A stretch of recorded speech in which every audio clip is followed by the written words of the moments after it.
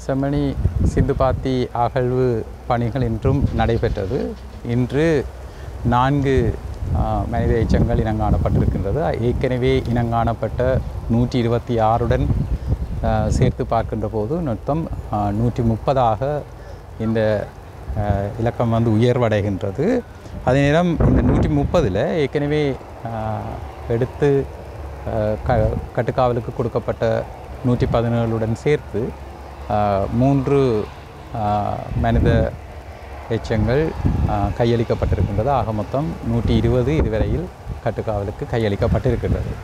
இதில் நாளைக்கு நாளண்டைக்கு 2 நாட்களும் இது ஒரு முக்கியமான தினங்களாக இந்த இடம் பார்க்கப்பட இருக்கின்றது. முதலாவதாக நாளைக்கு இது ஒரு மனித புதகுழி என்று வருகின்ற போது நிலத்தினை ஊடுருவி நிலத்துக்கு கீழே இருக்கின்ற விடயப்பரப்புகளை தடைய பரப்புகளை ஆராயக்கூடிய ஸ்கேனர் பரிசோதனை மேற்கொள்ளப்பட இருக்கின்றது. அதன் மூலமாக இந்த மனித புதகுழியினுடைய நீள அகலங்கள் அல்லது இது மேலதிகமாக அகழிப்புக்கு உள்ளாக்கப்பட வேண்டும் என்று சொன்னால், அகழ்வாராய்ச்சிக்கு உட்படுத்தப்பட வேண்டும் என்று சொன்னால் அதனுடைய விவரிப்புகளை பார்க்கக்கூடியதாக இருக்கும். ஆகவே அது எடுத்து தருகின்ற விவரண படங்களினை இங்கே பொருள் கோடல் செய்து அதற்கேற்ற மாதிரியான தீர்மானங்களை எடுக்கக்கூடியதாக இருக்கும். அதை விடவும் சேகரிக்கப்பட்ட தடய பொருட்கள் சம்பந்தமாக பொதுமக்களிடம் கருத்துக்களினை கேட்டு அவர்களிடம் அபிப்பிராயங்களினை கேட்டு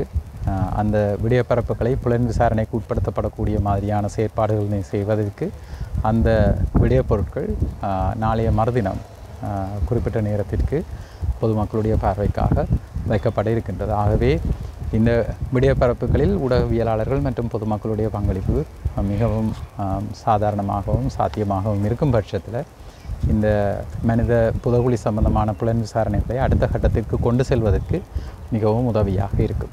நிச்சயமாக கண்காணிப்பு சம்பந்தமாக நாங்கள் ஒப்சர்வர் என்ற வகையில் நேரடியாக பார்வையாளர் மட்டுமன்றி இல்லாமல் இந்த விடயப்பரப்புகளை கண்காணிக்கக்கூடிய ஒரு அவதானிப்பாளர் என்ற வகையில் காணாமல் போனோர் பற்றிய அலுவலகம் பொதுமக்களிடம் இது சம்பந்தமான தடய பொருட்கள் சம்பந்தமான விவரங்கள் இருக்குமாக இருந்தால் அவற்றை சம்பந்தப்பட்ட சட்ட நீதித்துறைக்கு சமர்ப்பிக்குமாறு நாங்கள் கேட்டுக்கொள்கின்றோம். அதே நேரம் இங்கே நாங்கள் பார்த்தோம்னு சொல்லி சொன்னால் பாதுகாப்பு சம்பந்தமான கரிசனைகளை நாங்கள் வெளிப்படுத்தி இருக்கின்றோம் ஏற்கனவே மன்றுக்கு.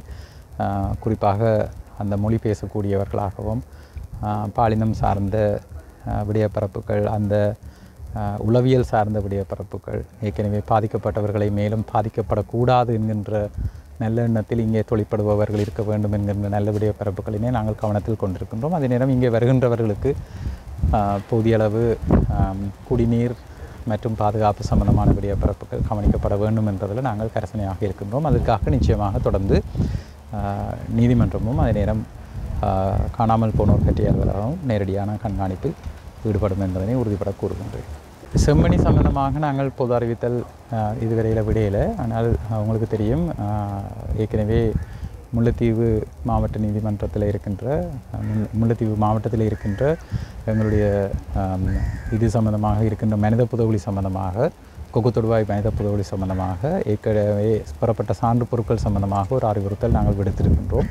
இங்கே நேரடியாக அந்த சான்று பொருட்கள் காட்சிப்படுத்த இருக்கின்ற காரணத்தினால் அது சம்பந்தமான அறிவித்தலை நாங்கள் விடவில்லை. ஆனால் பகிரங்கமாக நாங்கள் அறிவித்திருக்கின்றோம் மக்களுக்கு இதனை பார்வையிட்டு அது சம்பந்தமான விவரப்பரப்புகளினை எடுத்து கூறுமாறு.